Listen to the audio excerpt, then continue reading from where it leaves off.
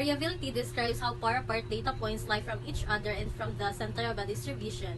Along with measures of central tendency, measures of variability give you descriptive statistics that summarize your data. Variability is also referred to as a spread, scatter, or dispersion. It is most commonly measured with the following: range, the difference between the highest and lowest value; interquartile range, the range of the middle half of the distribution; standard deviation, average distance from the mean; variance, average of a square distance from the mean. Example variability in normal distributions. You are investigating the amounts of time spent of phones daily in different groups of people.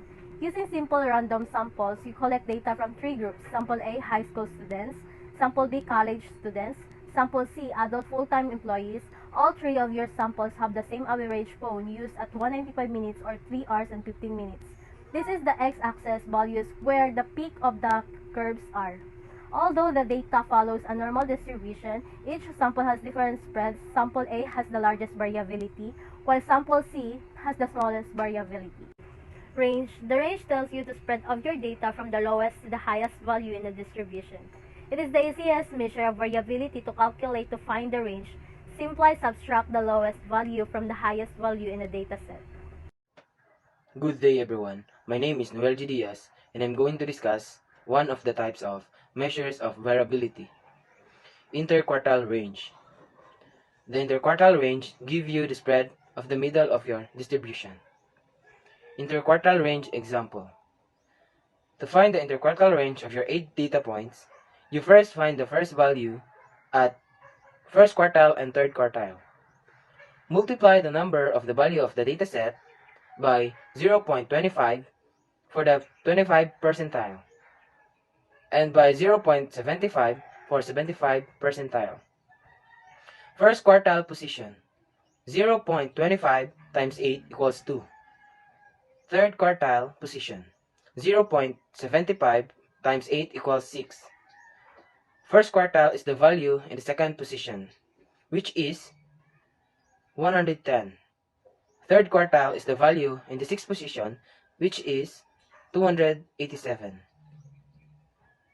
Quartile equals third quartile minus first quartile. Interquartile range equals 287 minus 110 equals 177. The interquartile range of your data is 177 minutes. Thank you. Good morning everyone. My topic is z-scores. So what is z-scores? Z-score is a numerical measurement that describes a value relationship to the mean of a group of values. Z-score is measured in terms of standard deviation from the mean. If all Q is this, it indicates that the data points more is identifiable to the mean Q. So, z-score are a way to compare results to a normal population.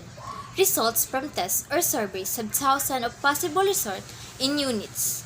Those results can often seem meaningless. For example, knowing that someone's weight is 150 pounds might be good information. But if you want to compare it to the average person's weight, looking at the vast table of data can be overwhelming, especially if some weights are recorded in kilograms. A z-score can tell you where the person's weight is compared to the average population's mean weight. Formula: standard score, observed value, mean of the sample, standard deviation of the sample. The formula for calculating a z-score is where x is the raw score of u is the population mean and q is the population standard deviation.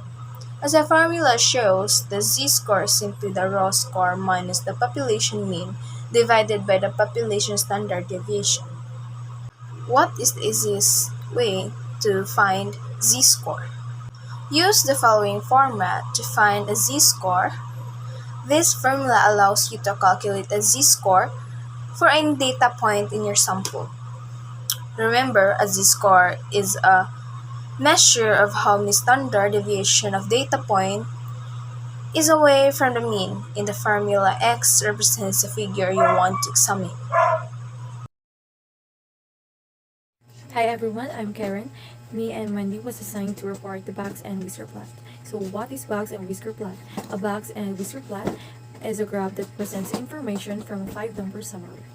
So example number 1. So these are the numbers 32, 44, 44, 48, 51, 59, 64, 65, 73, and 96.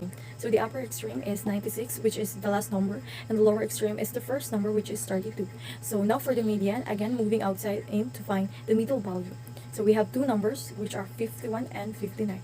So we just have to add them up and divide that sum by 2. So 110 divided 2 is equal to 55, which is the median is 55. Now to find the upper quartile, find the median of those upper values, and that is 65. And to find the lower quartile, for the lower values, in this case is 44.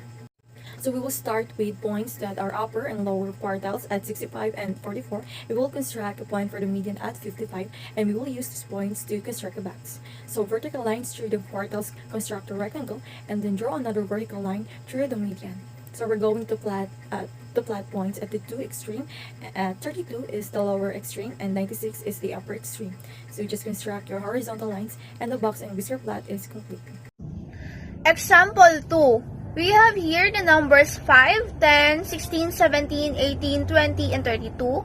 We need to identify the upper extreme and lowest extreme, the median, the upper and lower quartile. The upper extreme is easy to identify because that is the highest number, which is 32, and opposite with the lower extreme. The lower extreme is 5 because that is the lowest number. The median is 17, the upper quartile is 20, and the lower quartile is 10. After we identify them all, we are going to do the box and whisker plots. Our first step is to construct two vertical lines through the upper and lower quartile, and use these lines to construct a rectangular box and encloses the median point. And through that median point, you construct a vertical line. This represents the box and the whisker plots. The final step is to draw a horizontal line that connects the upper quartile to the upper extreme and the lower quartile to the lower extreme.